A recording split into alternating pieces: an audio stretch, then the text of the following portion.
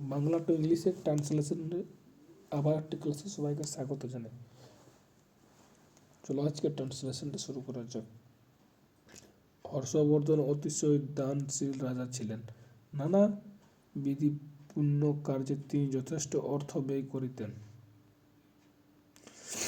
তিনি 5 বৎসর অন্তর একটি মেলা বসাইতেন এবং 5 বৎসরের সঞ্চিত ধন মেলায় বিলাইয়া দিতেন। সাধু পণ্ডিতগণ জাতি ধর্ম নির্বিশেষে তাহার দান পাইতেন।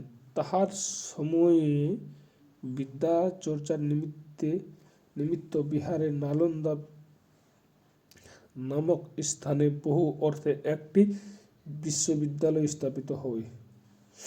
নালন্দায় প্রায় 10 সহস্র ছাত্র ও অধ্যাপক বাস করতেন।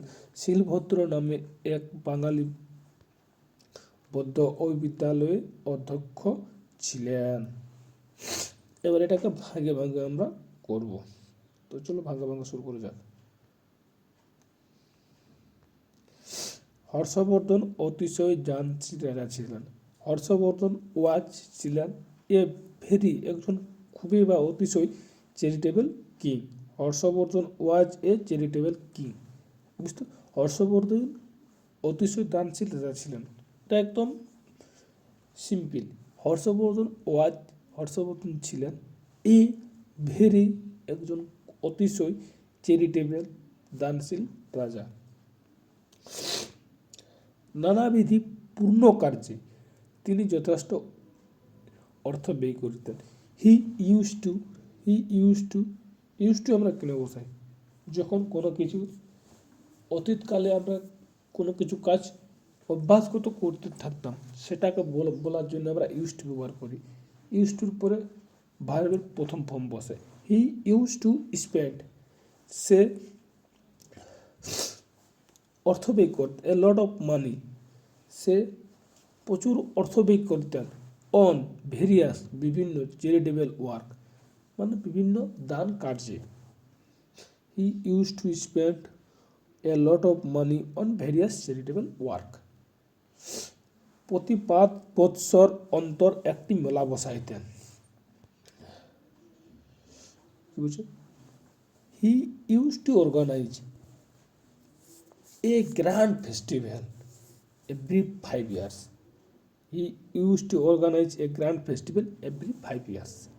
একদম সিম্পল, বেশি জটিলে যাওয়ার দরকার নেই, সিম্পল করেছি তখন। এবং 5 বৎসরের সঞ্চিত সমস্ত ধন মেলায় বিলাইয়া দিতেন। এন্ড ডিস্ট্রিবিউট এবং বিতরণ করতেন অল দ্য ওয়েলথ, সমস্ত ধন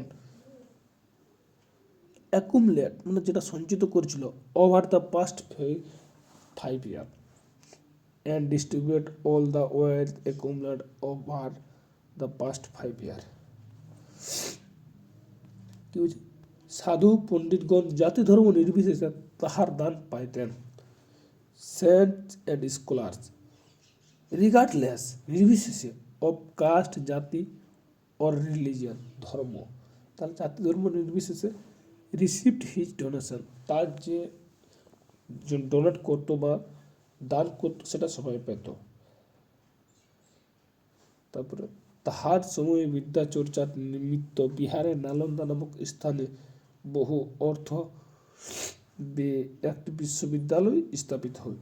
ডিউরিং হিজ রিজন, মানে তার রাজত্বকালে এ ইউনিভার্সিটি ওয়াজ এস্টাবলিশড, একটা ইউনিভার্সিটি স্থাপন করা হয়েছিল। এট কোথায়? নালন্দা, ইন বিহারের নালন্দা একটা ইউনিভার্সিটি স্থাপন করা হয়েছিল।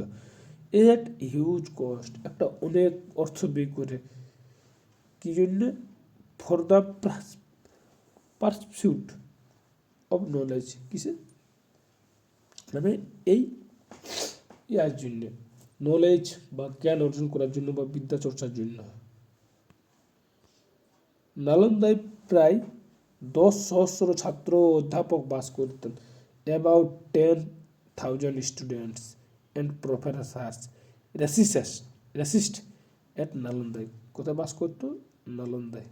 শিলভদ্র নামক এক বাঙালি বৌদ্ধ ওই বিদ্যালয়ের অধ্যক্ষ ছিলেন। শিলভদ্র এ বেঙ্গলি বুদ্ধিস্ট ওয়াজ ছিলেন the principal of the estimate institute.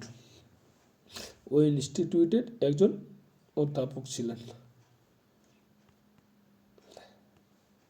ঠিক আছে, আজকের মধ্যে এতটুকুই। অসংখ্য ধন্যবাদ।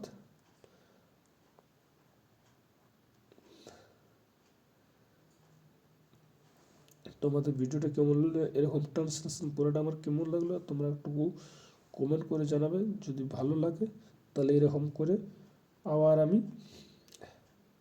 ট্রান্সলেশন করব। ওকে, ঠিক আছে, দেখা হবে নেক্সট ভিডিওতে।